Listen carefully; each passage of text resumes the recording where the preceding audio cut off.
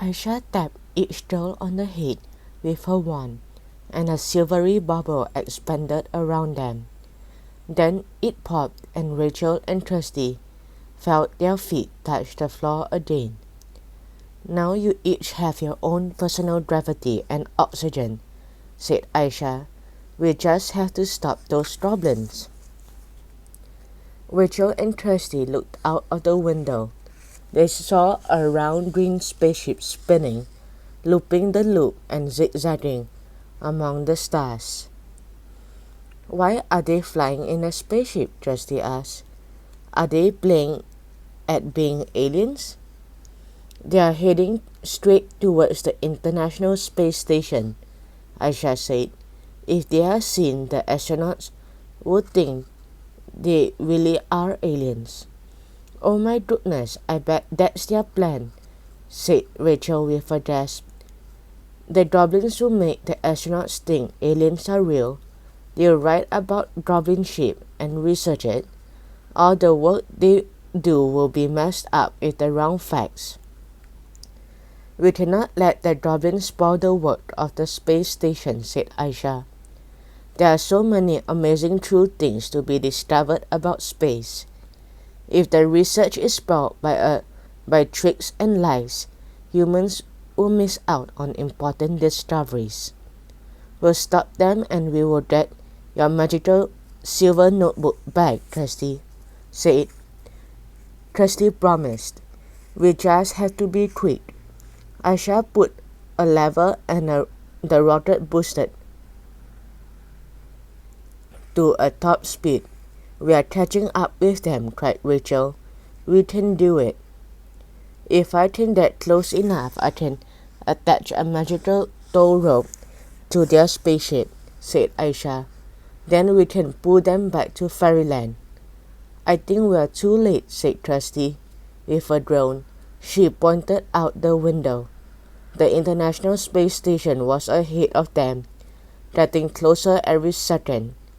The lights were still flickering on and off as the fairies watched the round green spaceship whiz around the space station 3 times and then attach itself to the pod.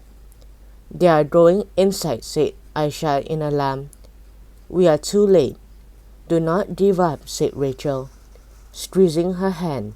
"If we can get on board, we can still stop them." "But the pods are made of human-sized rockets," said Trusty. "How will we get inside?" "Leave that to me," said Aisha. It wasn't just human astronauts who helped to build this space station, you know." She pressed a flashing yellow button on the control panel, and a tiny hatch rose up on top the space station. "A fairy pod," said Rachel, delighted. "Perfect."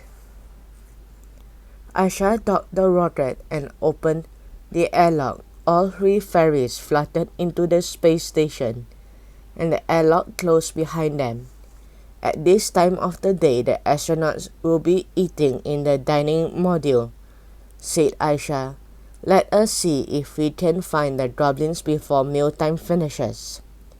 They flew through a long square corridor, while trailed from the walls and panels of buttons blinked and blinked. They passed the crew sleeping area and peeped into the berths, and there was no goblins to be seen. Then above the beeps, the fairies heard a squawk of laughter. "Goblins," said Rachel. They hovered and peered into the next corridor. 3 goblins were floating around the module, turning somersaults, pressing buttons and pulling wires. Each of them had rucksack, and they were all dressed up as aliens. One had a headband with googly eyes and drooping feelers. The second had 3 fake legs waving from a green belt around his waist, and the third had covered his head in ear stickers. "We have to stop them," said Rachel. "They could damage the space station." "Couldn't you send them home with your magic?" asked Trusty, turning to Aisha. Yes, but not until I know which one has the magical notebook, replied the little fairy.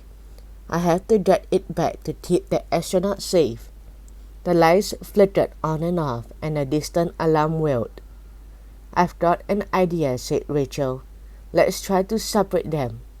Maybe if we can get them into the sleeping area, one by one, we can find out who has a notebook and get it back.